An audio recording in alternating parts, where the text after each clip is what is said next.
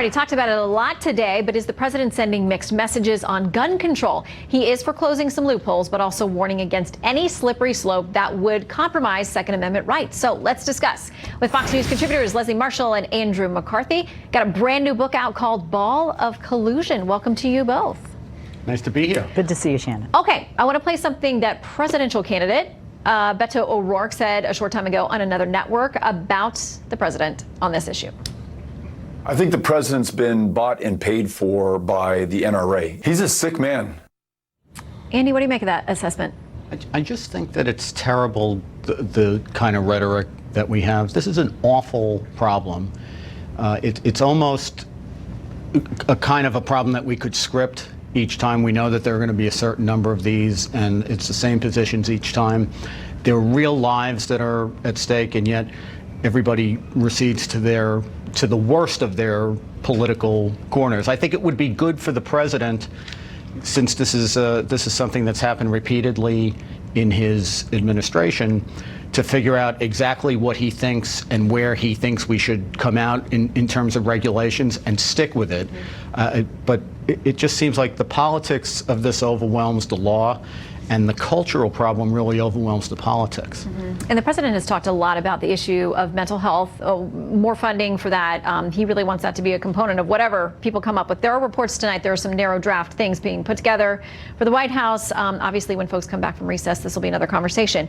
In a Fox News opinion piece today, two Republican congressmen, Thomas Massie and Jim Jordan, talked about the fact that a lot of what's being proposed won't solve the major problems. They say criminals and would-be criminals will simply continue to buy guns from each other, use illegal straw purchasers to get guns from lawful dealers, or steal guns from relatives and other law-abiding citizens. And Leslie, they say no reason to limit law-abiding citizens because these people are still going to carry out whatever it takes to get that weapon.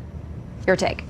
I don't think that we are limiting law-abiding citizens by requiring background checks. I mean, there are certain laws in place, whether you get a license or you try to become a citizen of this country. And the bottom line is there are gun shows, and those are some of the loopholes where you can go and buy a gun. There's no background check. And that's not true for the majority of sales at gun shows. Just so we're being clear, there are some purchases that can happen there, but the vast majority of them, you do have to pass background check.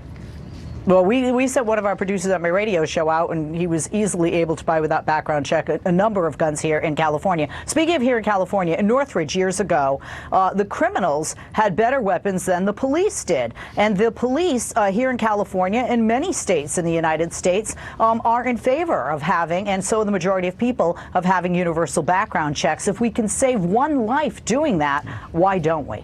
Okay, so the president, Andy, obviously has talked about the fact that we do have background checks, but he does think there's room for improvement there.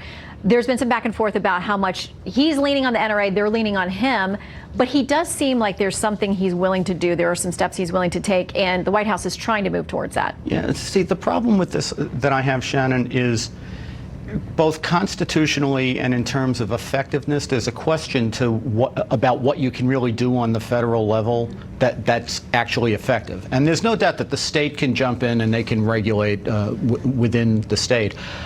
I think one step that we could take that almost never gets talked about, but I'm familiar with this having been a supervisor in a prosecutor's office.